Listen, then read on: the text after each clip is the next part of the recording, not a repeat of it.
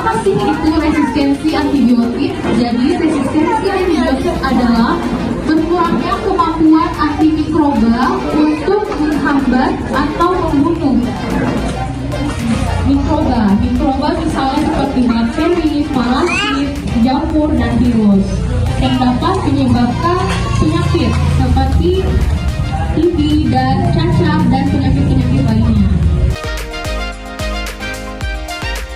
Nah, kalau terjadi resistensi, apa sih sebenarnya bahayanya? Jadi kalau sudah terjadi resistensi, penyakit karena mikroba yang sudah resistensi akan membutuhkan obat dengan dosis yang lebih tinggi atau antimikroba baru, atau bahkan penggunaan obat dengan jangka waktu yang lebih lama. Misalnya penyakit TB. Jadi TB itu disebabkan oleh mikrobakteri tuberkulosis dengan dosis penggunaan obat selama 6 bulan. Tapi kalau misalnya pasiennya bandel, malas minum obat, maka penggunaan obatnya bisa lebih lama, bisa sampai 8 bulan. Ya, karena gagal terapi obat maka diulang menjadi 8 bulan. Sehingga hal-hal ini akan berpengaruh pada biaya yang akan dikeluarkan. Jadi semakin biaya dikeluarkan, ya. Jadi kalau semakin sulit untuk sembuh, maka semakin susah, semakin banyak obat yang akan biaya yang akan keluarkan. Jadi kalau misalnya kalau pakai BPJS, kalau enggak, dia semakin banyak uang dikeluarkan. Dan pastinya ini akan berdampak pada kualitas hidup pasien, terutama pada lansia yang memiliki fungsi imun yang sudah menurun. Jadi akan berdampak pada kematian, yang bisa menyebabkan kematian.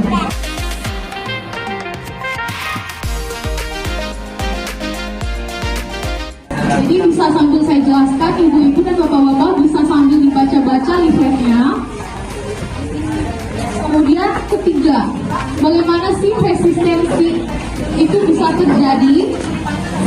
Jadi perlu diketahui bahwa ada pasien yang sudah merasa dirinya sudah sembuh, tapi ternyata belum sepenuhnya, karena tanpa sepengetahuan pasien masih ada bakteri atau obat bakteri yang masih ada di dalam tubuhnya.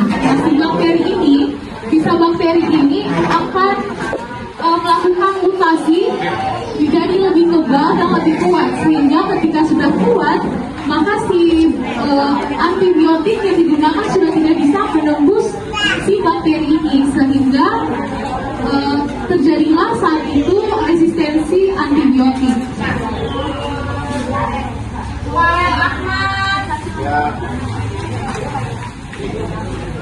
Sehingga seperti yang saya bilang dari awal, dampaknya akan lebih susah untuk sembuh, semakin susah untuk sembuh, karena sudah tidak ada lagi antibiotik yang dapat digunakan.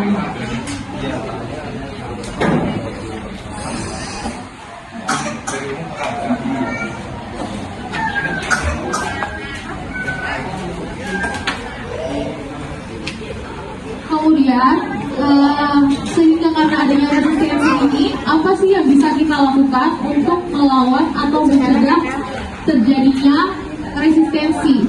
Yaitu dengan 4T. Yang pertama,